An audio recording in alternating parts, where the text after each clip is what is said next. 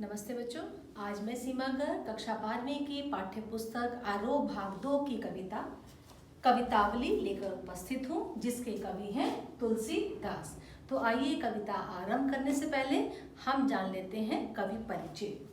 तुलसीदास जी का जन्म सन 1532 ईस्वी में उत्तर प्रदेश में हुआ। आप सबको पता ही होगा कि रामचरितमानस तुलसीदास की एक अद्भुत रचना है और इसलिए इन्हें श्री राम का अनन्य भक्त भी कहा जाता है। इनकी प्रमुख रचनाएं हैं रामचरितमानस, विनय पत्रिका, कवितावली और दोहावली। इनकी कविताओं में ब्रज भाषा और अवधी भाषा का रूप देखने को मिलता है। तो आइए अब हम करते हैं कवितावली कविता की व्याख्या। किसबी किसान कुल बनिक भिखारी भाट, चाकर चपल नट चोर चार चेटकी। आप इनके अर्थ लिखिए।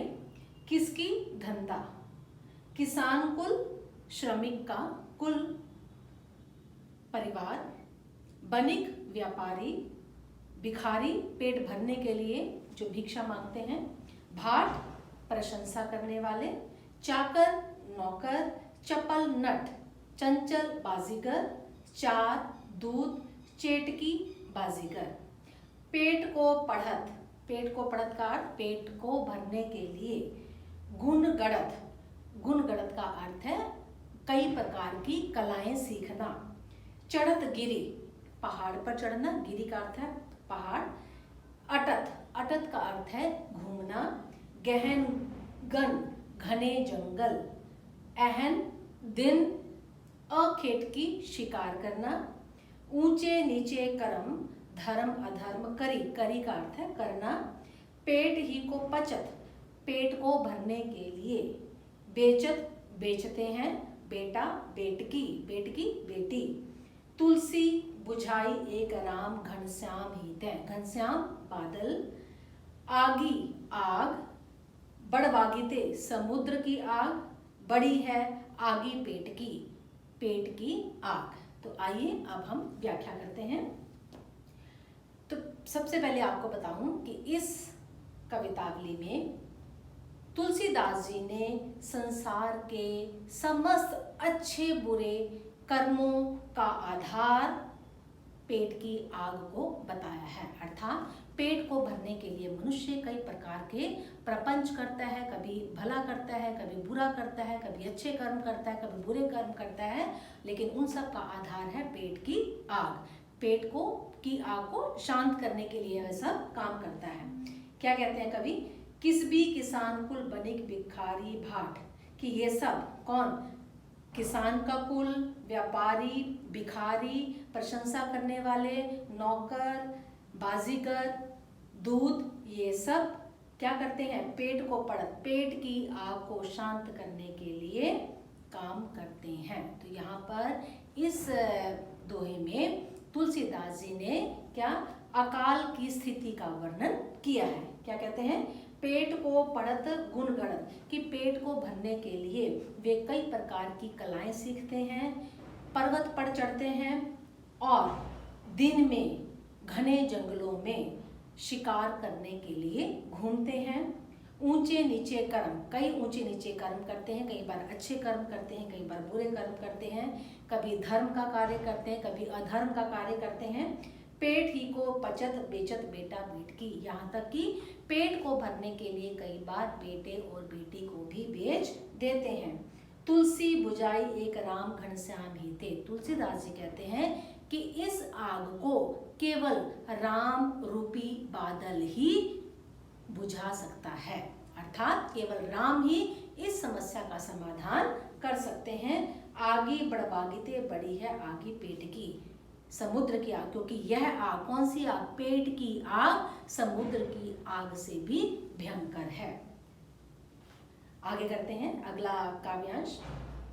खेती ना किसान को, भिखारी को ना भीख बली, बनिक को बनिज, ना चाकर की चाकरी, जीविका विहीन लोग, सिद्धे मान सोच बस, कहाँ कहें एकन सो, कहाँ कही का जारी, बेधू पुराण कही, लोक ही बिलोकित, सांकरे सबे पैराम, राम राम रे कृपा करी। दारिद दसानन दबाई धुनी, दीन बंधु दूरित दहन देखी तुलसी हाहा करी।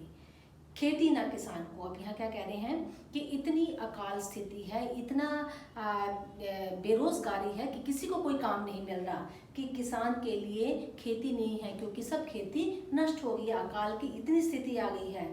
भिखारी को भीख नहीं मिल रही, बनिज को बनिज और व्यापारी को व्यापार करने की अवस्था नहीं है, चाकर को नौकर को नौकरी नहीं मिल रही। जीविका विहीन लोग, सब लोग जो है वो जीविका विहीन, उनके जीने का कोई साधन नहीं रहा, सब जीविका विहीन हैं। और केवल वे लोग क्या है, सोच सोच कर दुखी हो रहे हैं। एक एक कहे एकन सो, एक दूसरे से क्या बात करते हैं कि कहाँ जाएं और अब क्या करें, अर्थात सभी लोग दुविधाग्रस्त हैं। वेदों पुराण कहीं कहते हैं कि वेदों में भी और पुराणों में भी लोगों विलोकत, और यहाँ तक कि लोगों को भी हम देखते हैं सांकरे समय पे कि जब विपत्ति पड़ती है तो उस समय केवल राम, श्री राम ही सब पर कृपा करते हैं। दारिद दसानन, दारिद दसानन किसे बोलते हैं, गरीबी रूपी रावण। दबाई दूनी दीन बंधु, कहते हैं कि इस गरीबी रूपी रावण ने सबको दरिद्रता की जाल में फंसा लिया है। दूरित दहन देखी तुलसी हाहा करी, कहते हैं इस प्रकार के पाप को देखकर, नष्ट को देखकर सारी जो जनता है वह हाहाकार कर रही है, चारों ओर हाहाकार की पुकार सुनाई दे रही है। अगला काव्यांश करते हैं। दूत कहो अवधूत कहो, राजपूत कहो जोल्हा कहो कोई, काहो को बेटी सो बेटा ना ब्याह, काहो की जाति बिगाड़ ना सो। अब आगे तुलसीदास जी क्या कहते हैं कि धूत, धूत किसे कहते हैं, मूर्ख को, कि चाहे मुझे कोई मूर्ख कहे, अवधूत, अवधूत कहते हैं सन्यासी को, कि चाहे मुझे कोई सन्यासी कहे, चाहे कोई राजपूत कहे और चाहे कोई मुझे जुल्हा कहे, मुझे कोई भी इसमें अंतर महसूस नहीं होता। काहू को बेटी सो, कहते हैं कि मुझे कौन सा किसी से अपनी बेटी की शादी करनी है और ना ही मैं किसी की जाति को बिगाड़ना चाहता हूँ।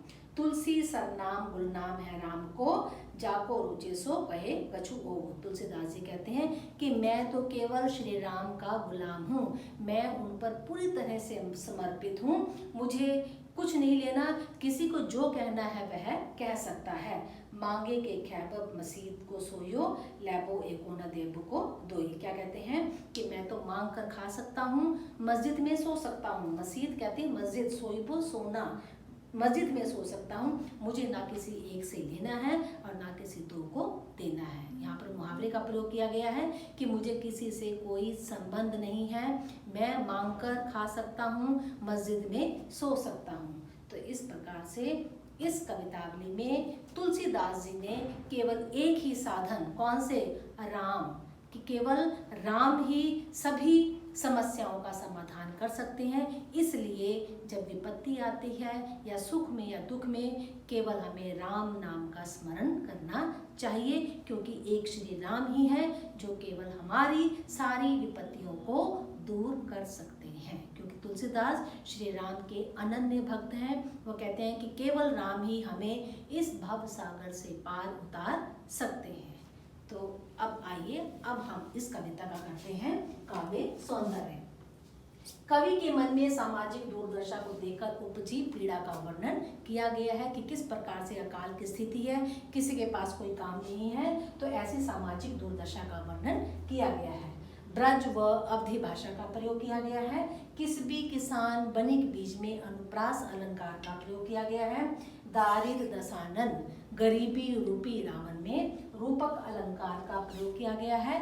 दोहा छंद का प्रयोग किया गया है। तो आशा है बच्चों आपको यह कवितावली कविता समझ में आ गई हो।